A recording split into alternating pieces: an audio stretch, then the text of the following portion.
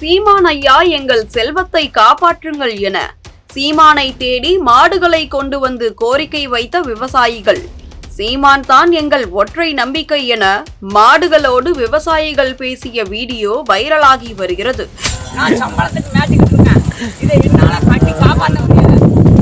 இடையில இதை வந்து நாங்க விற்க முடியாது. நாங்க உணவு அளிக்கிறதுக்கு வழி இல்லையா? வழி இல்ல. காட்டுல கொண்டே விட்டா அடிக்கிறதுக்கு வராங்க. இதெல்லாம் நீங்க நம்ம சீமான் இப்போ ஒரு முயற்சி பண்ணியிருக்காரு. இந்த முயற்சி மீண்டும் தொடரணும். ஒரு 2500 ரூபா 2500 ஓட்டு இருக்கு.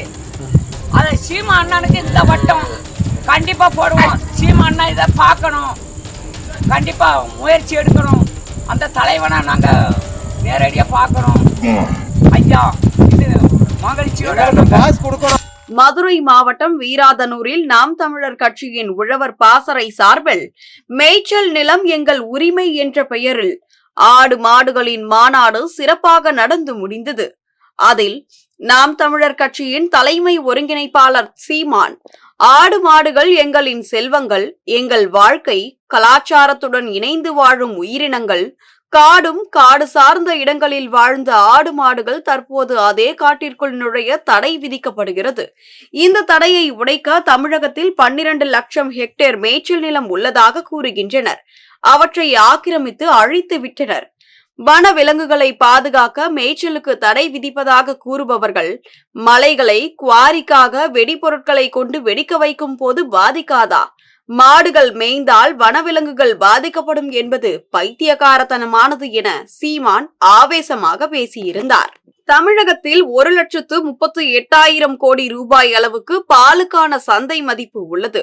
ஆனால் வெறும் 50,000 கோடி ரூபாய் சந்தை மதிப்பு உள்ள சாராயத்தை குடிக்க வைத்து தாய்மார்களின் தாலியை அறுக்கின்றனர்.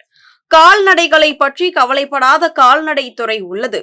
மாடே இல்லாமல் மாட்டுப்பாலை பால்வளத்துறை விற்கிறது என்றும், மேலும் கல் தோன்றி மண் தோன்றா காலம் முதலே ஆடு மாடுகள் நம் வாழ்வியலோடு ஒன்றி உடன் பிறந்தவைகளாக இருக்கின்றன. ஆடு மாடுகள் மேய்ப்பது அவமானம் அல்ல, அது ஒரு வருமானம். நாட்டில் மேய்ச்சல் நிலங்களின் பரப்பளவை அதிகரிக்க வேண்டும் என்று பேசியிருந்தார். இதனைத் தொடர்ந்துதான் சீமான் நடத்திய இந்த போராட்டம் மிகப்பெரிய வெற்றி அடைந்ததற்கு உதாரணமாக தற்போது விவசாயிகள் சீமானை நம்பி மலைப்பகுதிகளில் ஆடு மாடுகளை சுதந்திரமாக மேய்க்க தொடங்கி இருக்கின்றனர்.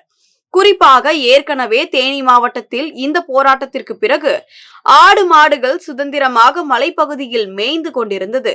அதோடு தேனி மாவட்டத்தில் ஏற்கனவே விவசாயி சின்னாயி மலைப்பகுதியில் மாடு மேய்த்ததற்காக அதிகாரிகளால் தள்ளிவிடப்பட்டிருந்தார். அப்போது சீமான் அவரை மேடை ஏற்றி ஆகஸ்ட் 2ஆம் தேதி 3000 மாடுகளோடு மலை ஏறுவோம் என்று சபதம் எடுத்தார்.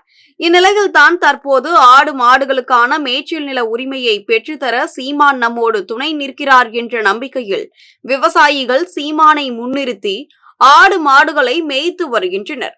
எனவேதான் தற்போது சீமான் தான் எங்களை காப்பாற்ற வேண்டும், அவருக்குத்தான் நாங்கள் ஓட்டு போடுவோம், அவர்தான் எங்கள் ஒற்றை நம்பிக்கை என மாடுகளோடு நின்று விவசாயிகள் கோரிக்கை வைத்து உள்ளனர்.